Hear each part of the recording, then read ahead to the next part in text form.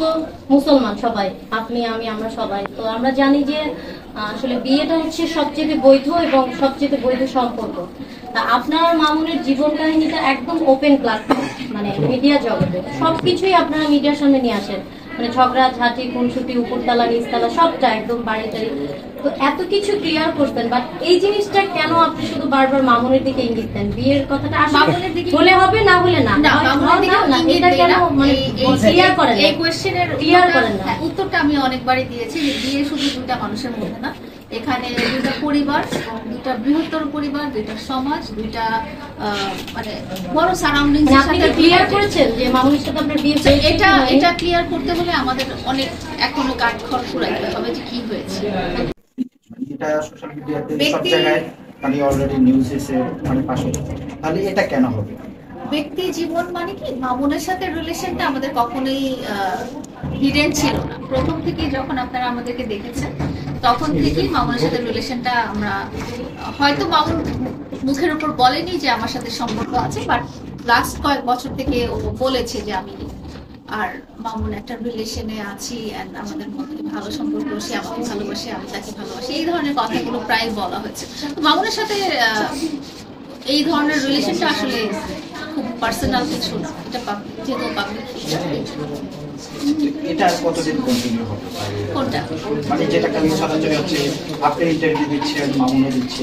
মামুনকে আমি দেখিনি এর মধ্যে কারো ইন্টারভিউ দিতে। মামুন গ্রামে আপনাদের সাথে ইন্টারভিউ দিয়েছিল, আর এরপরে আমার সাথে অনেক সাংবাদিকদেরই একটা অ্যাপয়েন্টমেন্ট করা হয়েছে। তারা টাইম চেয়েছেন, আমি টাইম দিয়েছি, এবং আমি যাদেরকে কমিটমেন্ট দিই আমি কমিটমেন্টটা রাখার চেষ্টা করি, সেটা যে এই সিচুয়েশনে হোক না কেন।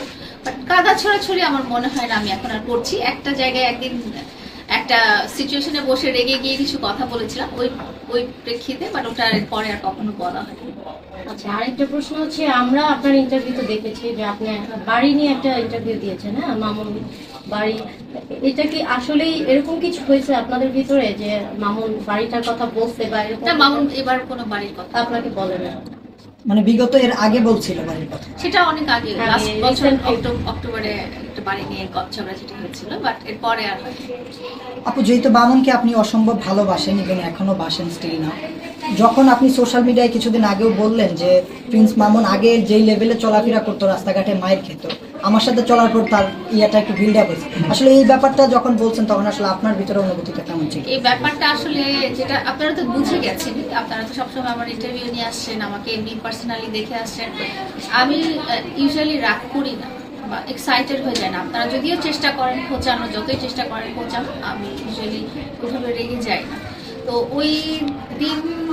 ওই দিনের আগ মুহূর্তে একটা ঘটনা হয়েছিল যেটা আমি এখন ডিসক্রাইব করতে চাচ্ছি না, সেই ঘটনার কারণে আমি বলে দিয়েছিলাম এটা। আমার একটা প্রশ্ন হচ্ছে যে মানে এটাও আমি বলতাম না।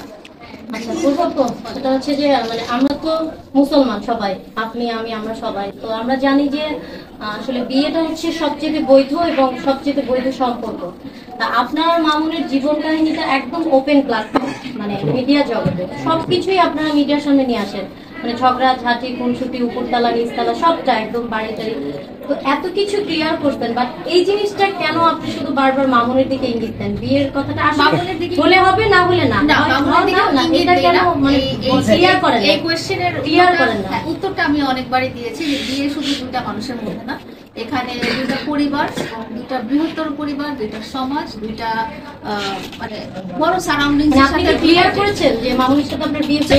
এটা ক্লিয়ার করতে হলে আমাদের অনেক এখনো কাঠখড় পুরাইতে হবে যে কি হয়েছে।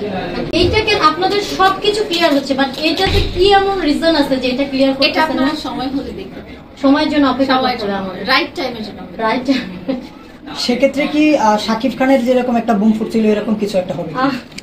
এটা আল্লাহ তাআলাই জানে উনি ভাগ্যে কি রেখেছেন, যেহেতু ফিউচারের কথা আমরা এখন পর্যন্ত বলতে পারি না, তো উনি কি রেখেছেন আর কি করবেন সেটা আল্লাহ তাআলাই জানে। আর এই যে প্রিন্স মামুন উদ্যোক্তা হচ্ছে এখন বা বিজনেস করতেছে, এইটা আপনার কেমন ফিলিংস?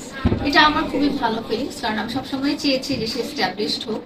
আপনারা হয়তো আমার আগের ইন্টারভিউ গুলো দেখেছেন বা আগে কথাবার্তাগুলো দেখেছেন, আমি সবসময় চাই যে সে নিজে কিছু করুক, সেটা মিডিয়া। এটা কি আপনার সাথে থেকে সে করতে পারে?